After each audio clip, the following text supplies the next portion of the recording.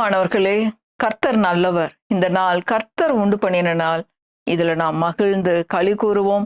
ஆண்டவராகிய இயேசு கிறிஸ்துவின் நாமத்தினால இந்த நல்ல போதனைகளை கேட்கும்படியாக நான் உங்க ஒவ்வொருத்தரையும் இந்த காலை வேளையில வாழ்த்தி ஆசீர்வதிக்கிறேன். கர்த்தர் நல்லவர்.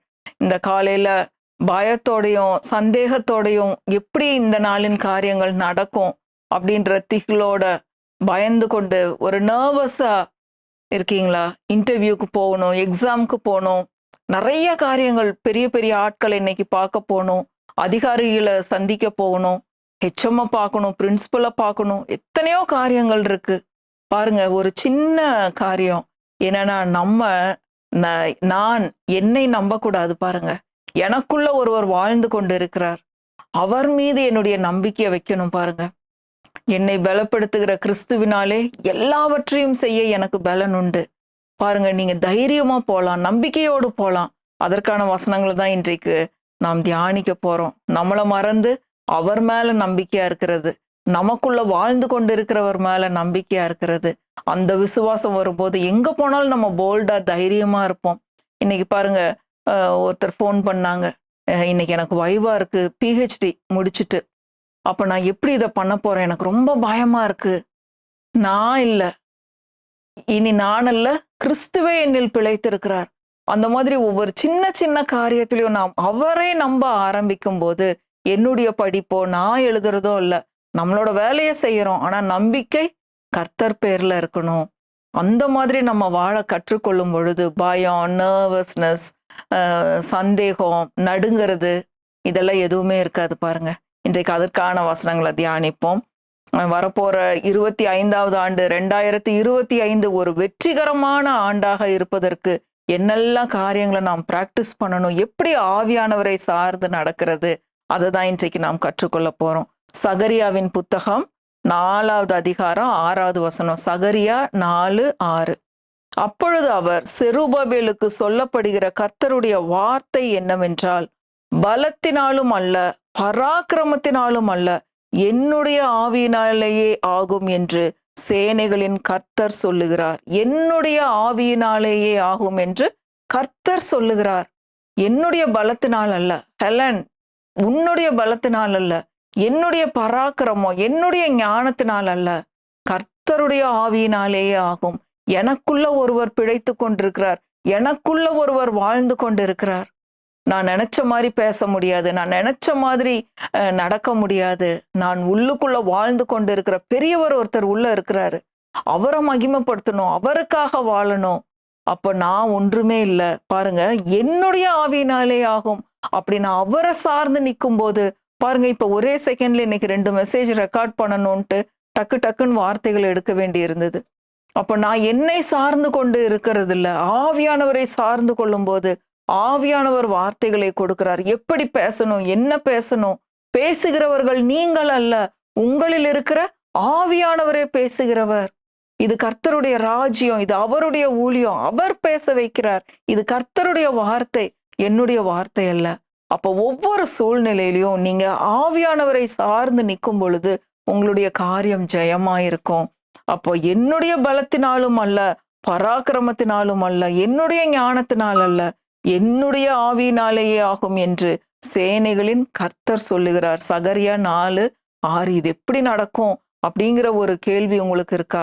உடனே சொல்லுங்க, பலத்தினாலும் அல்ல, பராக்கிரமத்தினாலும் அல்ல, கர்த்தருடைய ஆவியினாலே ஆகும். இந்த வார்த்தை இருதயத்தின் ஆழத்துக்குள்ள போகும் பொழுது நிச்சயமாகவே நம்மளுடைய காரியங்கள் ஜெயமாய் மாறும். இன்னொரு முக்கியமான வசனம் பாருங்க, ஏசாயா 59:19 வசனம். ஏசாயா 59:19. ஒன்னொன்னுக்கும் கர்த்தருடைய வார்த்தை தான். பாருங்க, எப்படி நம்ம வியாதிப்பட்டா, பலவீனப்பட்டா மாத்திரைகளை எடுத்துக்கிறோமோ அந்த மாதிரி ஒவ்வொரு சூழ்நிலைக்கும் கர்த்தருடைய வார்த்தை தான் நமக்கு ஜெயத்தை கொண்டு வருகிறது.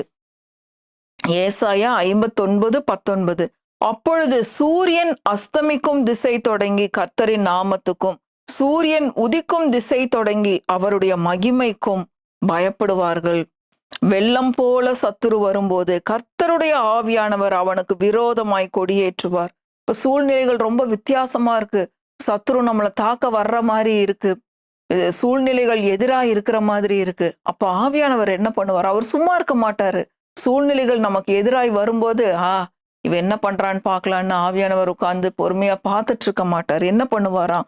வெள்ளம் போல் சத்துரு வரும்போது கர்த்தருடைய ஆவியானவர் அவனுக்கு விரோதமாய் கொடியேற்றுவார். நம்ம அமைதியா அவர் மேல நம்பிக்கையா விசுவாசமா இருக்கணும். ஆவியானவர் அவனுக்கு விரோதமாக கொடியேற்றி அவர் போராடி நமக்கு வெற்றியை வாங்கி கொடுப்பார். பாருங்க, செங்கடல் முன்னாடி இஸ்ரவேல் ஜனங்கள் அப்படிதான் போய் மோசேட்ட போய் அப்படி சண்டை போடுறாங்க மாம்சத்துல. மோசே கர்த்தர் இடத்துல போய் விசாரிக்கிற, ஆண்டவரே இப்ப நான் என்ன செய்யறதுன்னு. ஆண்டவர் அழகா ஒரு ஆலோசனை கொடுக்குறார். நீ ஏன் எங்கிட்ட வந்து முறையிடுற? உன் கையில் இருக்கிற கோலை நீட்டு அப்படின்னு கடலை பார்த்து கோலை நீட்டுன உடனே கடல் 2ஆ பிளந்துருது. பாருங்க, அமைதியா வேலை நடக்குது. அவ்வளோ பெரிய கடல் அப்படியே வெட்டாந்தரையா மாறுது. மதில் போல தண்ணி நிக்குது. இஸ்ரவேல் ஜனங்கள் அழகா கடந்து போனாங்க. எவ்வளோ பெரிய பிரச்சனை, செங்கடல் பிரச்சனை. முன்னாடி செங்கடல், பின்னாடி எகிப்தியர்கள். சத்துரு வெள்ளம் போல் வரும்போது கர்த்தருடைய ஆவியானவர் கொடியேற்றுவார். அதனால தைரியமா இருங்க, ஆவியானவர் மேல நம்பிக்கையா இருங்க.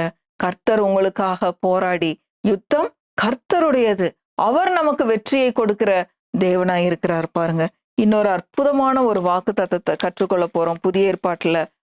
பிலிப்பியர் 4வது அதிகாரம் 13வது வசனம். பிலிப்பியர் 4:13 ரொம்ப அற்புதமான வசனம். பாருங்க, ஒவ்வொரு நாளும் இந்த வசனங்கள் எல்லாம் நம்ம ஜெப நேரங்கள்லயும் சரி, நம்ம நடக்கும்போது, போகும்பொழுது, வரும்பொழுது இப்படிப்பட்ட வார்த்தைகளை சொல்லிக்கொண்டே இருக்கணும். பாருங்க, பிலிப்பியர் 4வது அதிகாரம் 13. என்னை பலப்படுத்துகிற கிறிஸ்துவினாலே எல்லாவற்றையும் செய்ய எனக்கு பலன் உண்டு.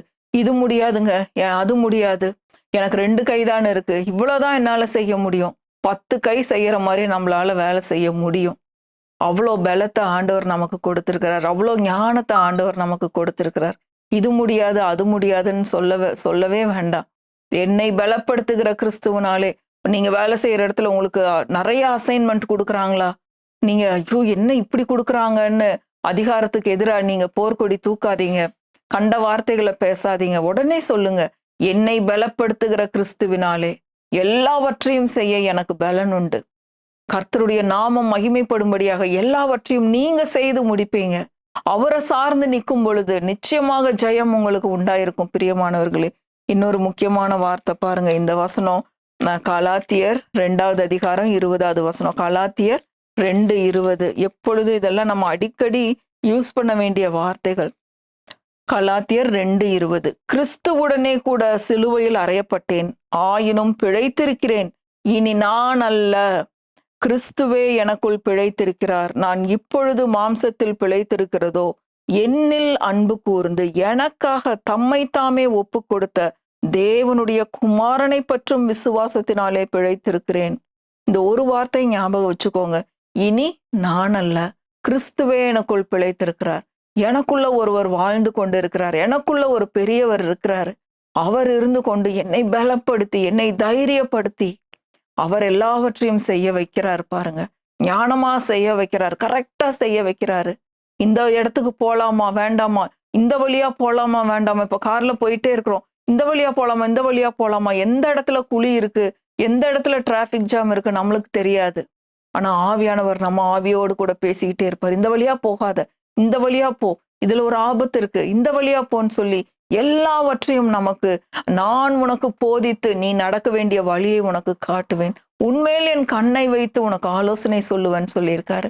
அந்த விதமாக நாம் அவரை சார்ந்து ஜீவிக்கும் பொழுது, நீங்க எக்ஸாமுக்கு போனாலும் சரி, உங்க பிரின்சிபலை பார்க்க போனாலும் சரி, அதிகாரிகளை பார்க்க போனாலும் சரி, பிரைம் மினிஸ்டரை பார்க்க போனாலும் சரி, யாரை போய் பார்க்க போனாலும், நீங்க பேச வேண்டியது இருந்தாலும், வைவா இருந்தாலும், எம்ஃபில் இருந்தாலும், பிஹெச்டி இருந்தாலும், நீங்க டாக்டரா இருந்தாலும், நீங்க யாரா வேணா இருக்கலாம். பிரியமானவர்களே, கர்த்தருடைய வார்த்தை உங்களுக்குள்ள இருக்கும் பொழுது, ஆவியானவரை நீங்க மகிமைப்படுத்த அவரை சார்ந்து ஜீவிக்கும் பொழுது, உங்களுடைய வாழ்க்கை ரொம்ப எளிதா மாறிடும். எல்லா பயமும் உங்களை விட்டு போகும். போல்டா ஒவ்வொரு காரியத்தையும் செய்வீங்க, ஞானமா செய்வீங்க. உங்களுக்குள்ள இருக்கிறவர் உங்களுக்கு வெற்றியை தேடி தருவார். இனி நான் அல்ல, இந்த புது வருஷத்துக்கு நீங்க ஆயத்தப்படுங்க. இனி நான் அல்ல, வரப்போற ஆண்டுல நான் ஒன்னொன்னு செஞ்சு செஞ்சு செஞ்சு நான் இது பண்ண போறதில்ல. நான் அமைதியா அவரை சார்ந்து ஒவ்வொரு வேலைகளையும் செய்வேன். அப்ப ஆண்டவர் நமக்கு டைமை சுருக்கி தருவாரு, ஞானமா செய்ய வைப்பாரு, கரெக்டா செய்ய வைப்பாரு. அவரை சார்ந்து நிற்கும் போது தப்புகள் நம்ம கரங்கள்ல நடக்காது. பாருங்க, கர்த்தருடைய ஆசீர்வாதத்தை காண்பீர்கள். உங்கள் கைகளின் பிரயாசங்கள்ல ஆசீர்வாதத்தை காண்பீர்கள். கர்த்தர் நல்லவர், அவரை துதியுங்கள், அவர் கிருபை என்றும் உள்ளது. ஆமென், ஆமென், ஆமென்.